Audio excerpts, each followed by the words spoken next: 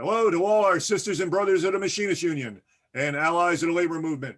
This is the 141 Report, and I'm your host, Dave Lehive, a communications representative for District Lodge 141.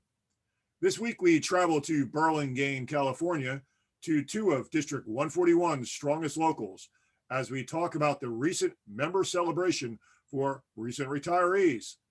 We'll have two guests joining us for today's report. Chris Lusk, Vice President of 1781 and Vice President West of District 141, and Olu Ajetomobi, District 141's Assistant General Chairperson. These brothers will fill us in with details on this very successful event.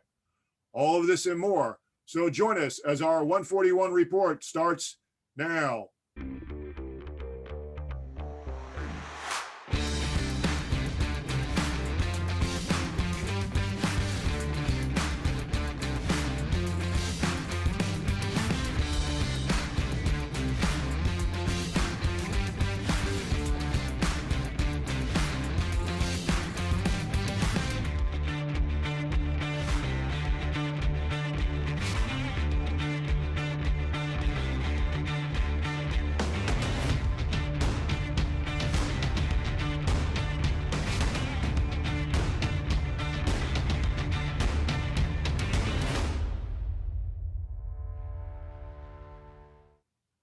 Welcome, brothers, to the 141 report. How you guys doing this morning? Doing great. Hey, it's great to have you guys come on. I know it's a little early out there in the morning for you, but I appreciate you guys taking the time out of your busy schedules. You guys are working all the time. I know that. And after this past weekend, you guys must be pretty tired because that was one big event. So before we get started, I really would like you guys to kind of briefly introduce yourselves to our viewers. Not everybody may know who you are, and I would like the members to hear a little bit about you. So, Chris, I'll tell you what, why don't you go first? Okay, I'm Chris Lusk. I'm the local lodge vice president here at Local Lodge 1781. I'm also vice president west with the district. We work hard to represent all of our members out here, but that's what I do here at the local lodge. I'm the committee chair, and a lot of different things go on over here at the local. So good morning, everyone. All right. Olu, how about yourself? Yep, Assistant General Chairperson, District Lodge 141. Brothers, let's get this report rolling. We had a lot of stuff to talk about. This past Saturday, 1781 and 1782 conducted one of the best union events I've ever had the honor to attend and cover. The member celebration event, which was held at Local 1781's building, was extremely well organized. And Brother Chris, can you start out by giving us your comments about this event? Yeah, for sure. You're exactly right. It was a pretty well-oiled machine. We had all of our officers out here. We had the district lodge officers. We had, our shop stewards. We had everybody pitch in. We actually had to form a committee because it got so large. And a lot of different working parts through the whole system. But what we done, we got it put together. It really came together for our retirees and the working members of the great union we hold near and dear. We had a lot of people, about 285 people after 30 years of service that went out. We had the guide dogs out here. We had MNPL out here. We had all of the different airlines that we represent here in San Francisco. United members, American members come out, Hawaiian, Flagship, and it was a combination of Local Lodge 1781 and 1782. All of the people that we represent, whether it was from the security, stores, ramp, our fleet service, our McGee group was out here, the fleet technical instructors, emergency procedure instructors, maintenance instructors. It was well received. There were over 650 members who RSVP'd, and it was just such a great event to see everybody smiling, bringing their families out, shaking hands with people who have put 30 years of service into the industry. And because of COVID, we weren't able to have a good send-off But this really brought a lot of family, a lot of friends, a lot of people together. We done a lot of things with it. We done live music. We raffled off some prizes. We had a dunk tank. That was a big hit. And most important, the food. The food was outstanding. We had some food trucks that came in, about 4 of them. They catered to the members. And between all the district officers and everybody, a big thank you to everyone for all of their support, help, and everything that went on. Yeah, one of the big people that was involved in putting this together was Troy Rivera. I wanted to get into some commentary from him. It would have been nice to have had him on today, but unfortunately his schedule didn't permit getting together on this interview. But I did get some video commentary from him. So let's take a quick look at that video segment. So what started out as Storekeepers taking the VSL and these programs to leave, we had in San Francisco 49 Storekeepers. We started about that, me taking them out, and then we built this thing. We reached out to Tony Parker of 1781, Wendy out of 1782, and said, you know what, our members took these buyouts to go out, retire, save the company money. We didn't get to say goodbye to them. We didn't get to have our gatherings with members leaving, to shake their hands, wish them farewell. So since over in San Francisco, over 285 people left the company, retired after 30 years, we decided that we were gonna put an event together in the back of this 1781's local and for the members, so they can come, say goodbye, say hello to the ones that stay, say hello to the ones that are leaving, wish them well, have a gathering. With the coronavirus, we were unable to do that. Members couldn't say goodbye. So instead of following behind the company, we took initiative, got both locals together, built a committee, had 4 food trucks and this great event for over 1,800 people to feed them, have them drink, and just relax after the coronavirus, have a good time, and enjoy our membership and what San Francisco 1781 and 82 has to offer. District 141 stepped in, the Grand Lodge is here. It's a great event. We had over 650 people RSVP.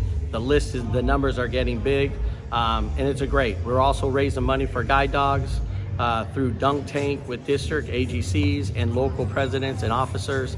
Everybody came together so that we could say goodbye to our members who took the VSL, and the ones who stayed that were here. The union has done amazing for them through this time, and we're looking forward to the future. Brother Olu, you're a fellow 141 AGC to Troy Rivera, and you played a big role, as well as Troy, in getting this event going. About how many volunteers worked on putting this whole celebration together? We started off with an event planning committee. It was about 4 or 5 of us.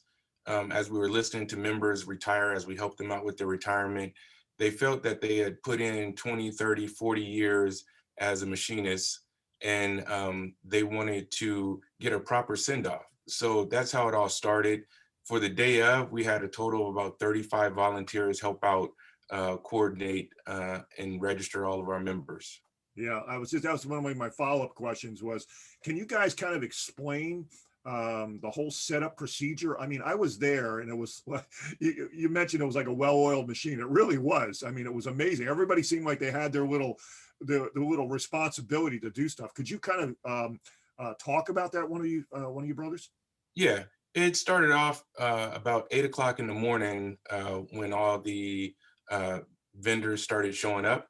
And then one of the big things that helped out a lot, even though we had about 650 people register, they started taking photos of the setup first thing in the morning. They started posting that on social media.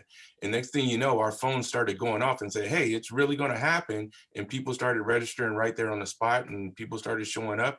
And I believe we had over 1,000 people show up for the event. Yeah, that was going to be a follow-up question I had was, did we get any final number? Chris, did you get a final number? I mean, 1781 and 1782 were doing 2 signups. So were you able to review the other locals' numbers yet? No, not yet. We kind of went through, just the sign-in sheet, but that wasn't very accurate as to the amount of members. Because, like Olu said, we had the RSVPs, but we also had people who signed in, and some people they were able to bypass the sign-in sheet and just come in. They wanted to get to the action. So, Yeah. final numbers are going to be coming in pretty soon, but it was well over 1,000 people here. There were a lot of people. Yeah, a lot of kids. A lot of Yeah. kids showed up, which I thought was great. And we had a lot of fun activities for them. They had the face painting that was set up over there, and we had the cornhole, throwing the cornhole. Of course, the big thing was the dunk tank. So I thought that was pretty neat for the members. Brother Olu, how important are our retired members to our union? I know your local 1781 has plenty of retirees. How do they stay active in the union? Our retirees stay active by just dropping by. They drop by quite often, as Troy and I, along with Noel from EAP and Daniel Fumar from Safety, been spending a lot of time in the office. So they stop by. They share some of their issues with us, as you do have issues when you go into retirement of accessing your benefits via medical or travel. But they play an important role for us here in San Francisco, as we do have a retiree club. We also have a president and a vice president for the retiree club, and they stay active by helping us out in our food distribution. Ever since the beginning of the pandemic, we started up the food distribution, which the retirees are extremely instrumental in helping us out with that. Okay. All right. I've been to those food drives. It's amazing what you guys do. Brother Chris, after this successful event, do you see the need for events like this happening again? Oh, absolutely, Dave. Not even an hour after the event was starting to wrap up and stuff like that, members were already saying, "I can't wait until the next time, the next event. When is it going to be? What can I do to help?" So this definitely will be an ongoing event year after year. Yeah, I know that 1781 and 1782 are very large locals. Do you think smaller locals in the country could do smaller size events to honor retirees, in the same way, same idea? Oh, absolutely. If anybody needs any help with anything, kind of coordinating and planning, your best resource is your members that you have. There were so many great ideas, not only from our district officers. Olu Ajetomobi had so much fabulous input. He helped with all of the flyers and things like that. And Troy Rivera with his guidance and kind of taking it piece by piece. But the smaller locals around the system could absolutely, everybody loves summer fun. Everybody loves getting together with friends and family. And what a better way to celebrate it is with your retirees. Absolutely. Brother Lou, do you think reaching out to District 141's Community Service Department, Christine O'Darty, would be a good place for other locals to reach out to help plan a future event? Yeah, as Troy and I were actually sitting in the office thinking about what we were going to do for all of our members that retired out of 1781 and 1782, the first call that we made was actually to Christina. She has a lot of great resources out there, especially with the Guide Dogs for America, which we did raise a lot of money for the Guide Dogs of America. Brother Lou, who else from District 141 attended this event? We had Kyle Carroll, Richie Robinson, John Staten, Shannon Robello, Ann Clifford, Dave Roderick, Daniel Fumar, and Noel Sakamoto, and also from the communications department, Dave Lehive. Thanks, brother. Brothers, I know the locals ran these fundraisers. We were talking about it for Guide Dogs and for MNPL.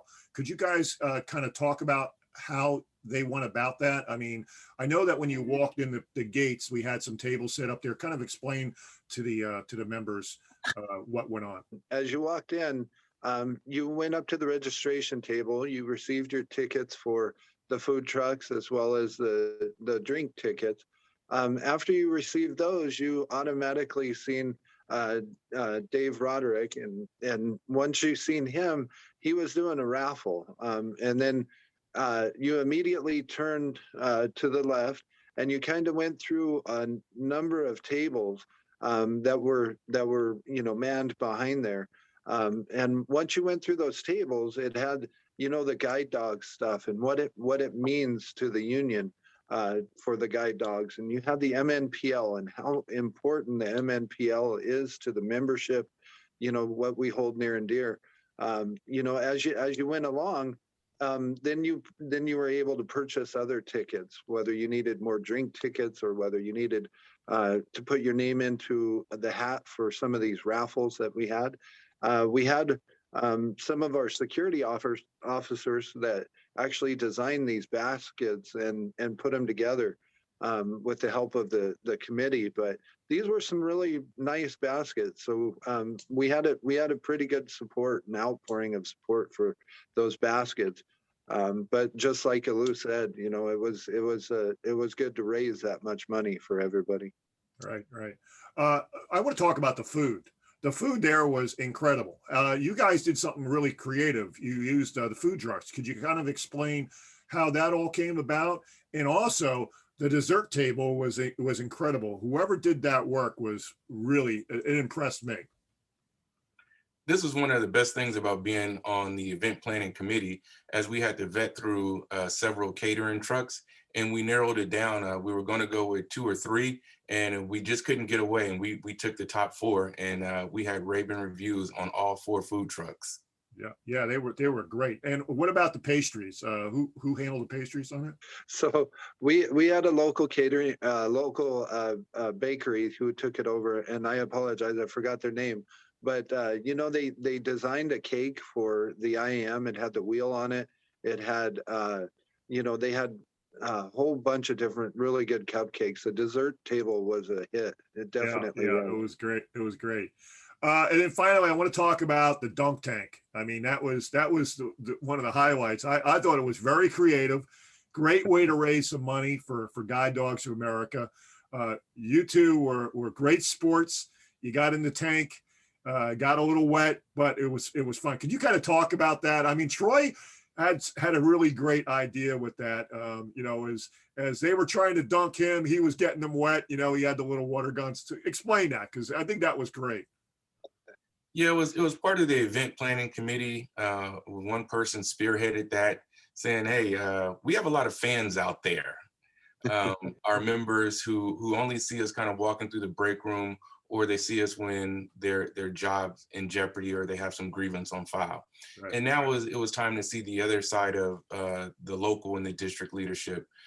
We do have lives outside of being official representatives for the Machinists Union, and we are human beings at the end of the day, and we do like to have fun. And sometimes our members like to let off a little bit of steam, and that was a little bit of steam that they were able to let off on their elected officials. So we had all the elected officials from the local and the district participate and sign up, and we all got dunked and wet. Yeah, I tell you, there were so many people smiling and laughing and having a great time around that dunk tank. I mean, I would love to see other locals, if they ever have an event like this, they plan to get a dunk tank. I think it's a great way. I know that Dulles had done that before in the past. Our former AGC Rich Pasquerella, he got in the dunk tank, way back when. And what a great way to, have a little fun, solidarity, and enjoy yourself. So that was a great event. I appreciate you guys doing that. Listen, before we can wrap up this video, I always like to give you guys the opportunity to make mention of anything that we might have forgot to talk about during this interview. So is there anything you guys might want to make mention of before I sign off? Just want to thank everybody, the event committee. I would like to thank, all the district officers again, the guide dogs, the MNPL, all of our sisters and brothers who came to the event.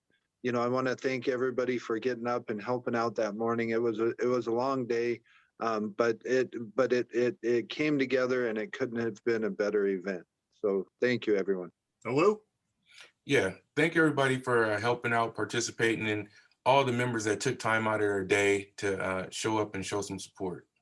Okay. Well, thank you, brothers, for taking the time, giving us this week's report. I know many of the members of the local appreciate everything you guys do for the membership. This concludes this week's 141 report. Thank you to our viewers for tuning in to watch our show each week. We appreciate when you like, share, follow, and subscribe to our social media sites, which can be found on im141.org's main website.